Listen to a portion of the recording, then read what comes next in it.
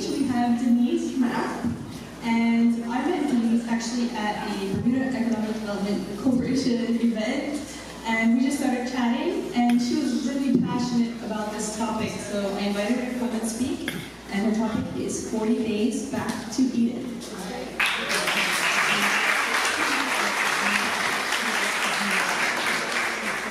Thank you, Helen. Just a quick story before I introduce myself. Hannah and I actually knew each other before we met at the BBC event, but we didn't even know until we were like, Hannah? We had communicated via email for a work-related project, and then we saw each other in person, didn't really realize that it was us until we were like, it's you! So that was really cool. So just to introduce myself, my name is Sister Denise, and I love to help people. Specifically, I've helped about 500 people around the world so far change their lives. What I'd like to do in less than 7 minutes is give to you the principles that I usually take 40 days to teach to other people. So just keep in mind, these may be very simplistic in nature, but imagine them stretched out in 40 days and we really get into the nitty-gritty of everything that you'll see. So I do hope that you will be blessed and can take something away from it. All right. All right, so how many have heard of blue zones? All right, so blue zones are areas around the world, for those who don't know, where people live the longest. Currently, Loma Linda is the only blue zone whose longevity is directly related to lifestyle alone, without environmental challenges. And so today we wonder why so many people are sick. Also, we want to know what they can do better, because there is a better way. So I want to give you 8 simple principles or laws, as I'll refer to them as, that will change your life forever.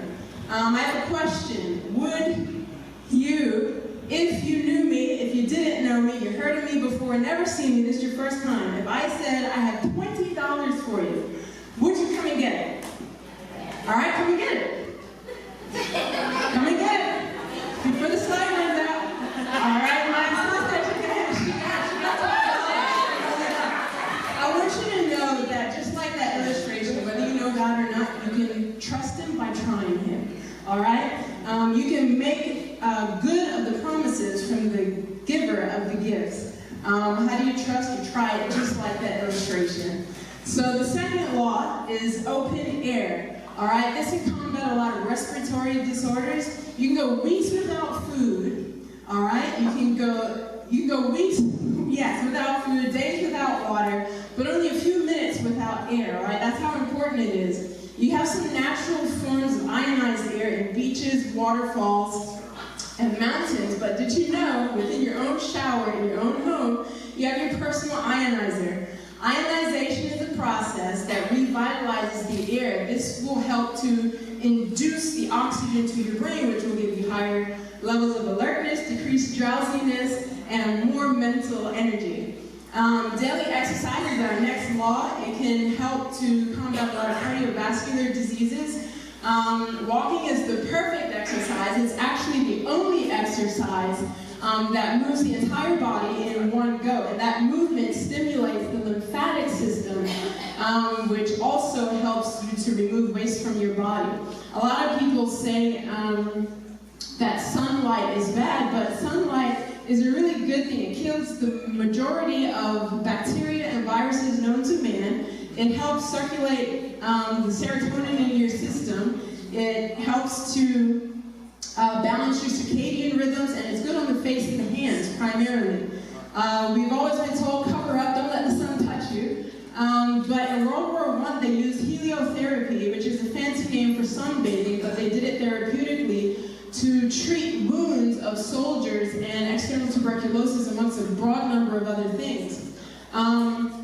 If you want to get all of these things done in one go, those first 4 that I've mentioned to you so far, all you have to do is in the morning or the evening, whichever best is conducive to your schedule, get outside in the outdoors and exercise. Only for 20 minutes a day. You can walk. You'll get your open air, your daily exercise, and your sunlight. The next law is proper rest, and there's a difference between sleep and rest. There's a passage in the Bible that goes like, if you'll come to Jesus, he'll give you rest. Well, I don't think he meant he'll give you sleep. So I just want to give you 4 ways to get your proper rest, all right? There's physical, mental, emotional, and sensory. If you get 10 minutes of each of those individual things separately throughout the day, you will ensure to get your proper rest. All right, so the next law is lots of water. A lot of people are dehydrated and don't even know because they're not getting enough water, and a lot of diseases are linked to a lack of water, dehydration. It's the best liquid to cleanse the tissues. Sorry to mention it here, but if you drink soda, it is leaching phosphorus. The phosphoric acid in the soda is leaching calcium from your system, so you might want to watch that. A lot of people are still on this 8-ounce glasses a day for everyone. Well, everyone's different, so the best formula to use is half your body's weight in ounces is what you need to drink a day. So if you're 160 pounds, divide that by 2, drink 80 ounces of water a day. The next law is always temperate, or abstemiousness. That just means finding the balance in everything. We all know that there's a time and a place for everything, but how much you do of something is also a very big factor. If you remove the harmful and you wisely use the healthful, you can combat a lot of chronic disorders. Let's do this real quick. Nutrition fact versus fiction.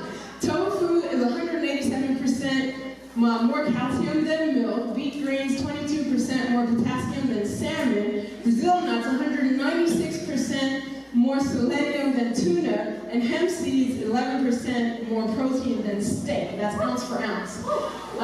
So we all know that veganism is better for the planet. That's a proven fact now. There is no more debates about that. And athletes are now recently discovering that plants are better for the body. And that group Loma Linda that I told you about in the beginning, their Blue Zone, they know that longer longevity is linked to a plant-based diet. Let's go over them again. Godly trust, open air, daily exercise, sunlight, proper rest, lots of water, always temperate, and nutrition. This is God's plan to restore you back to Eden. If you just meet the conditions, you'll get the gift of a new life. Also, if you need more personal help, the program that I told you, I facilitated with a team of other people who mentor individuals coming into the program. We take 40 days to teach you how to live the rest of your life. The next session should start in summer with our new portal, and you can sign up at the website for updates.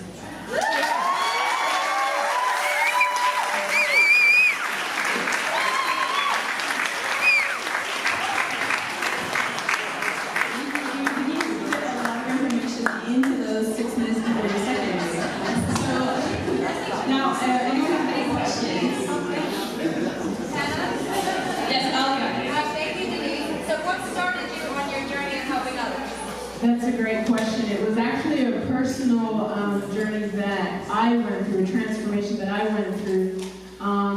As a result of having basically everything I needed in life, I came to a point where I was like, man, if this is all that life is offering, then what's the point of living anymore?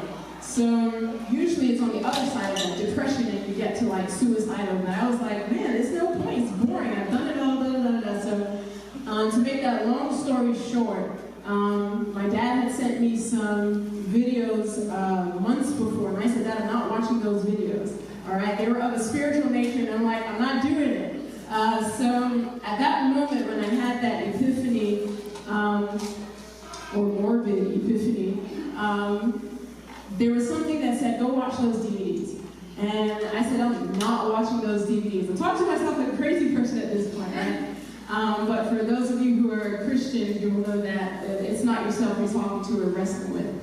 And so as a driving force for that, I watched the DVDs, and then I started to get into this health message that the folks at Loma Linda, they also teach. And I had a lot of health issues myself, and I said, you know what, I'm going to try this, just like the first law. I'm going to put it to the test. It said it can do some things.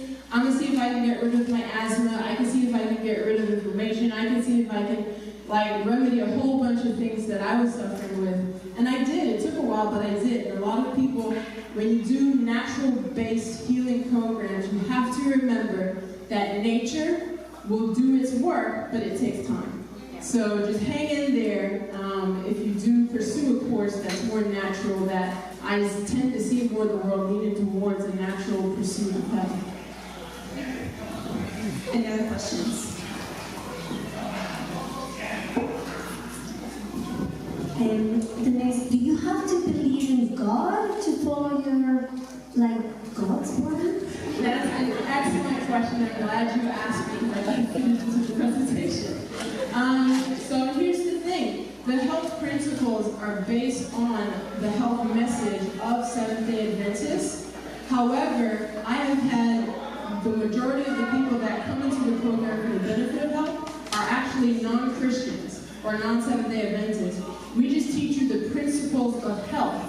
Now, if you want to believe in God as a result of trying, you start trusting, then that's a fringe benefit, but we don't push you in that direction unless you want to go. We're here to present what God naturally gave us, or, if you don't believe what we believe God naturally gave us. So we're very open to including everyone because that's how God is, just openness.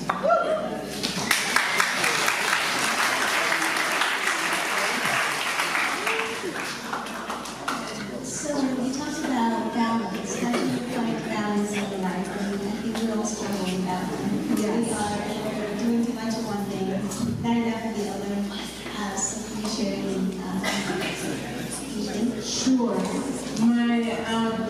My number one tip would be prioritize. You have to come to the realization that there is only 24 hours in the day. We can't change that. But what we do with those 24 hours really makes a difference. So personally, for an example, not to give you a fluff answer, by example, for me, I would write down, I have an app, it's a to-do app, and you can have a list if you're old school, handwritten. Write down those things, old school also. Write down those things that you have to do for that day. Or even if you want to expand it to the week or the month, however you want, the duration of time. And then prioritize. Say, you know what? And be realistic. I think expectation is our worst enemy because there are many times I'm like, oh, I'm so ambitious. I'm going to get this done. I'm going to write 100 pages tonight.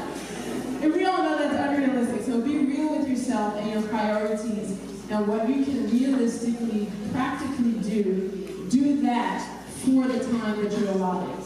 A lot of times I find that things spill over, then I would go back to my list and I would say, okay, you know what, I need to reprioritize. And you would, go through this. And that's, for me, that's why I use the app, because I can just press and hold, drag. but just as easy, erase or scratch out if you're using a pen and paper. So hopefully that can give a little better insight. We teach all of these principles in depth over the course of the 40 days, so this is just a short answer to your question. Thank you, Denise.